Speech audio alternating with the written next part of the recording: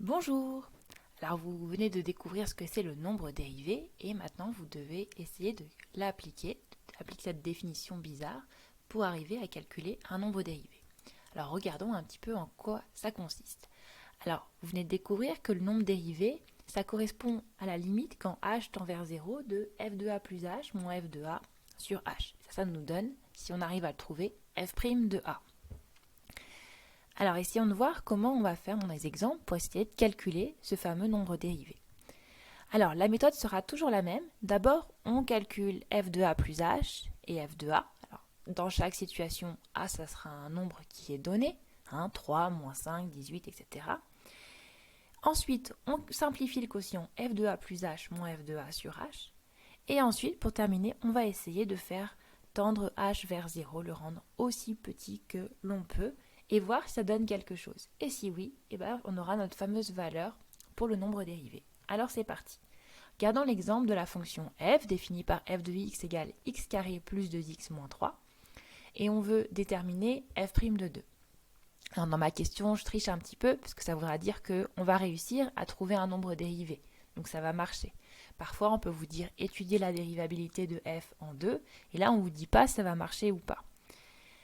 Alors, pas de suspense, commençons. Donc la méthode nous dit que d'abord, on doit calculer f de a plus h et f de a.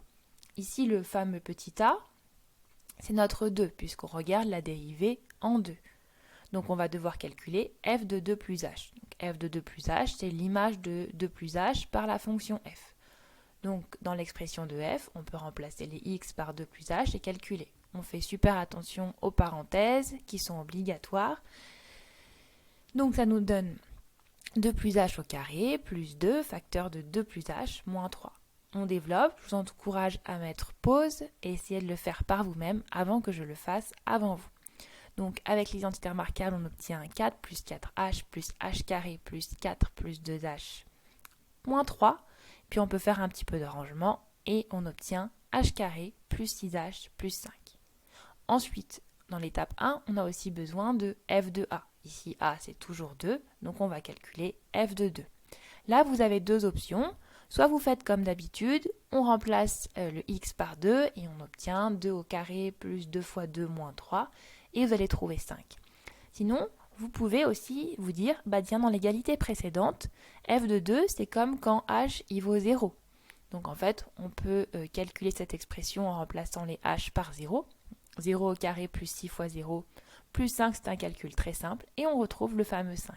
C'est aussi une manière de vérifier, alors c'est pas sûr, mais en tout cas ça vous aide à détecter des erreurs, que ici vous n'êtes pas trompé. En calculant, en remplaçant les h par 0, on doit retrouver l'image de f de 2. L'image de 2 par la fonction f. Alors l'étape 2, c'est qu'on doit simplifier le quotient f de a plus h moins f de a sur h. Alors ici c'est parti, donc f de 2 plus h moins f de 2 sur h, on remplace ici, donc ça va nous faire au numérateur h carré plus 6h plus 5 moins 5, et au dénominateur h. Et puis on peut simplifier un petit peu, ça nous donne h au carré plus 6h sur h. Et puis là on voit que le numérateur on peut le factoriser par h, ça nous fait h facteur de h plus 6. Et donc en simplifiant par h au numérateur et au dénominateur, on obtient h plus 6. La troisième étape maintenant, c'est essayer de faire tendre h vers 0. Alors ici, si pour vous c'est encore difficile cette notion de faire tendre h vers 0, vous pouvez vous dire je prends, si c'est possible, h qui vaut 0. Ici, h plus 6, on peut très bien prendre 0 plus 6, ça marche bien. On n'a pas de problème de dénominateur, de division par 0. Tout est facile, etc. Donc on en profite. Donc ici, la limite quand h tend vers 0 de f de 2 plus h moins f de 2 sur h, c'est simplement donc 0 plus 6, puisqu'ici on a trouvé h plus 6, et donc ça fait 6. Et maintenant, on a trouvé notre fameux nombre dérivé, et il suffit de conclure. Donc f, elle est dérivable en 2, et f' de 2 égale 6. Donc je vous encourage toujours à bien suivre la méthode. D'abord, on calcule f de a plus h, puis f de a, puis le quotient, puis on fait tendre la limite par 0. Voilà, à vous de vous entraîner. Au revoir.